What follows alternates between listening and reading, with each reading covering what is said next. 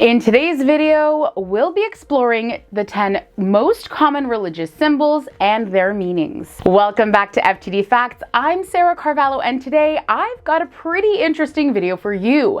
The religious world is filled with quite a few mysteries, some we know and accept, and others we reject. Now, many of us have seen a variety of religious symbols, but can you actually explain the true meaning behind the majority of these symbols? I know that before making this video, I definitely could not, especially since some religious symbols can actually have some very hidden meanings.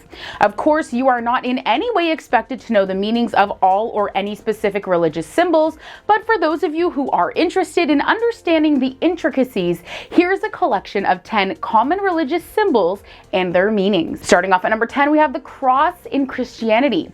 The principal symbol of the Christian religion is the cross, which represents the crucifixion of Jesus Christ and the redeeming benefits of his passion and death.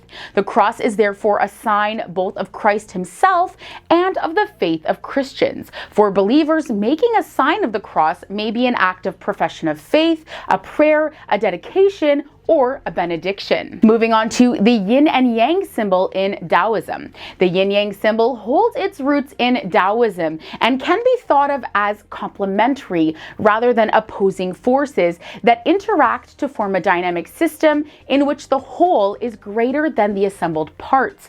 According to this philosophy, everything in existence has both yin and yang aspects. For instance, the shadow cannot exist without light.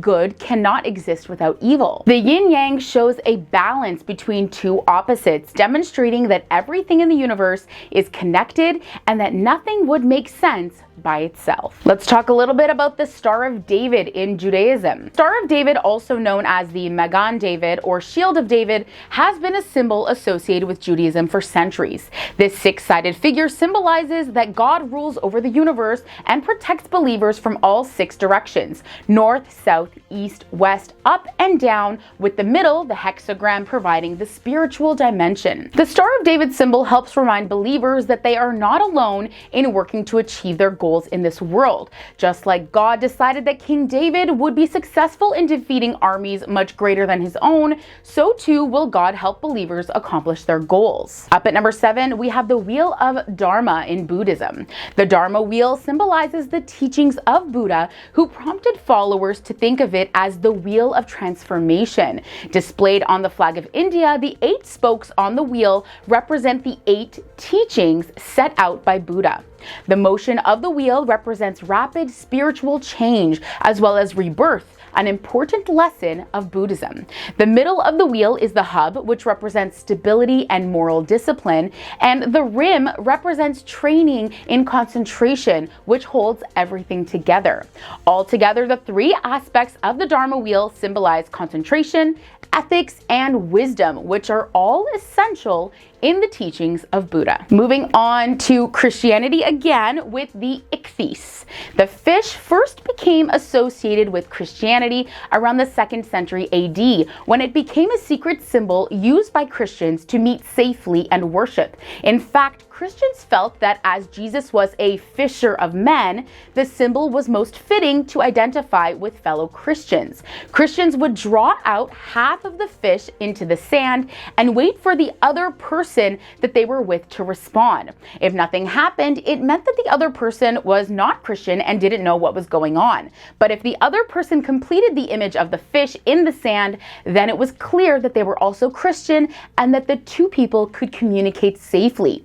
Today, however, it is rather a symbol of Christian beliefs and faith. It is a symbol of Lord Jesus Christ himself, and many Christians believe that it is a representative of much more than even the humble origins of its role in early Christianity. And up at the halfway point in today's video, we have the Om in Hinduism. This is a very important Hindu symbol and mantra.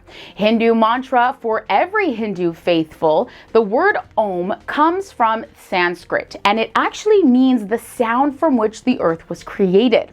It symbolizes expansion and is shown through the image of the Omkar, consisting of 4 parts that represent 4 states of human awareness: ordinary waking, deep sleep, the dream state, and the awakened state. Up at number 4, we're going to be looking at Judaism again with the menorah. The menorah is one of the main symbols of the Jewish world. The word menorah is Hebrew for lamp and generally refers to the 7-branched golden candelabra that was lit every day in the tabernacle and the Holy Temple in Jerusalem. The temple menorah has 7 branches because the number of 7 represents the natural order of the world as reflected in the 7 days of creation and the 7 days of the week. The temple was a place of holiness and revealed godliness, and the 7 lights of the menorah were said to be enough to light up the temple and the world around it, transforming the world into a more godly, light-filled place. All right, moving on to the KHANDA in Sikhism. The KHANDA is the symbol of Sikhism, reflecting some of the fundamental concepts of the faith. This symbol derives its name from a double-edged sword shown in the middle of the symbol. This sword represents divine knowledge, the power of God, and the divide between truth and falsehood. The circle that surrounds the sword has no beginning and no end, representing God. The 2 curved swords on the outside of the circle represent the fact that a Sikh must give equal authority to spiritual and social obligations. And up next we have the swastika in Hinduism. In Sanskrit, the word swastika is a combination of the su, meaning good, and the asti, meaning to exist. Popularly, this gets translated as all is well. The swastika is thus understood to be a symbol of auspiciousness and good fortune, and is regularly donned on Hindu homes, businesses, printed materials, cars, templates, and ashrams. Alternatively, for Buddhists, the swastika signifies the Buddha's footprints and heart. And all the way up at number 1 today, we have the crescent and the star in Islam. Now, the crescent and star symbol did not originate with Islam. It was adopted for the first time by the city of Byzantine, which later became Istanbul. While the Ottoman Empire ruled the Muslim world, the star and crescent were adopted as the symbol of Islam. Some sources suggest that Islam emerged in Arabia, where travel along the desert trade routes was largely by night, and navigation depended upon the position of the moon and the stars. The moon and the stars thus represented the guidance of God on the path through life. The new moon also represents the Muslim calendar, which has 12 months, each of 29 or 30 days. So in Islam, the lunar month and the calendar month coincide, and the new moon is eagerly awaited, especially at the end of the month of Ramadan, when its sighting means the celebration of Eid al-Fitr beginning. All right, friends, this brings us to the end of today's video on 10 most common religious symbols and their meanings. I hope you enjoyed today's video as much as I did. Let me know in the comments below which of today's symbols and their meanings did you find the most surprising or interesting. Also, on your way out, please give us a like and subscribe to show us your love, and we will see you right here next time for more facts. See ya!